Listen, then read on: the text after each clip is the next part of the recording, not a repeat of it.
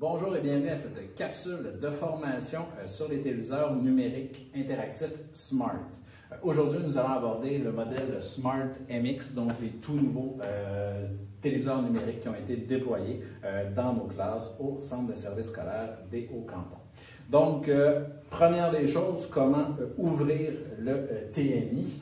Vous allez retrouver le bouton pour partir le TNI, le vrai bouton. Il se retrouve ici, là, si vous regardez à l'extrémité de l'haut-parleur, ça se trouve à être derrière le TNI. Donc, vous allez avoir là, une illustration et vous allez retrouver là, comme ça l'interrupteur qui ferme et ouvre officiellement le TNI. Parce que vous allez voir là, que vous avez une autre option ici, mais celle-ci ne s'applique qu'à l'écran.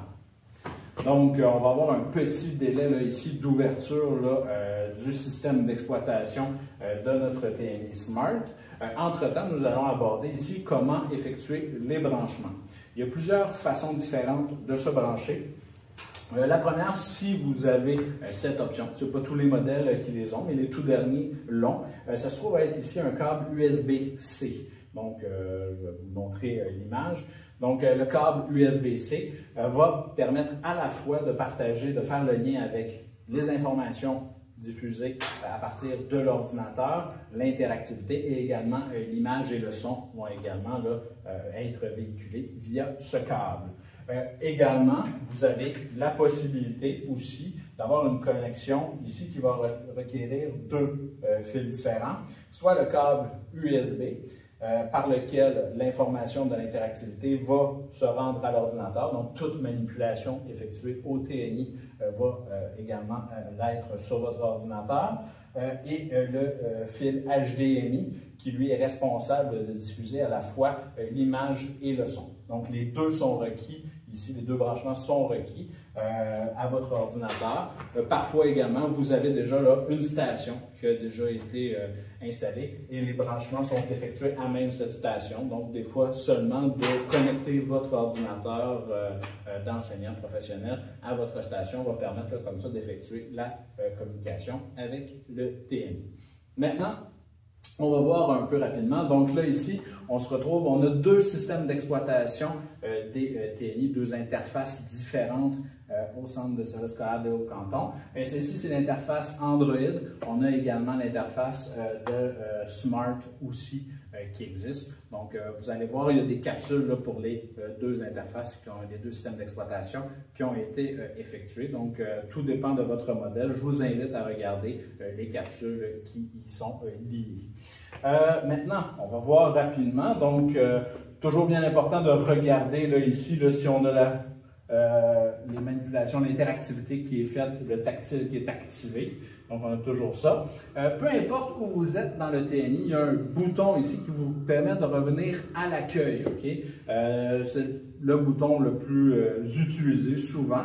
Donc, peu importe dans laquelle des applications, quelle fenêtre, si vous voulez revenir à l'accueil et voir toutes les possibilités, vous n'avez qu'à ici appuyer sur le bouton lumineux en plein centre du TNI, entre les deux crayons, et vous allez revenir là, comme ça à l'accueil. Donc, bouton extrêmement important et utilisé fréquemment.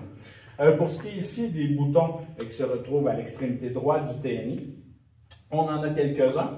Donc, on va commencer ici par l'extrémité à ma droite, tout à fait. Donc, comme je vous dis, ici, on a le bouton ouverture-fermeture de l'écran.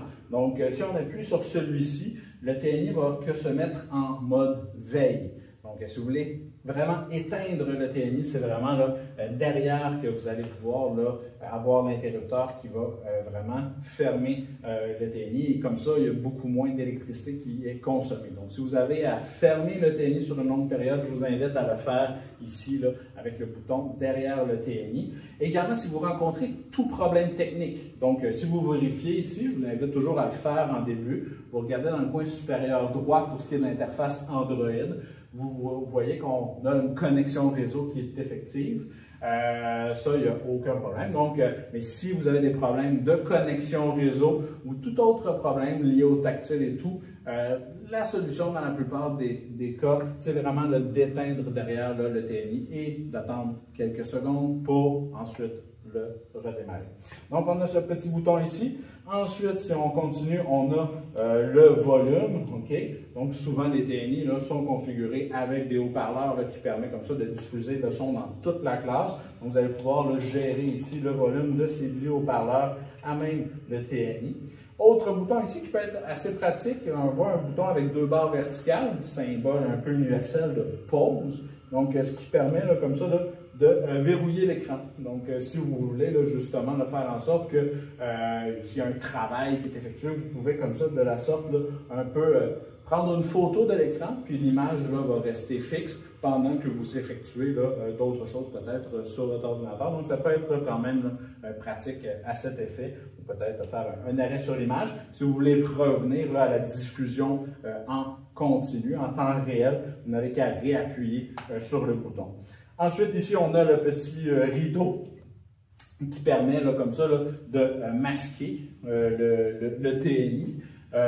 Rideau là, qui fait en sorte que le TNI là, tombe noir. Là, donc, si on ne veut pas justement que les élèves là, puissent voir ce qui s'y trouve, donc on peut là, rapidement là, mettre le rideau et comme ça là, fermer l'application.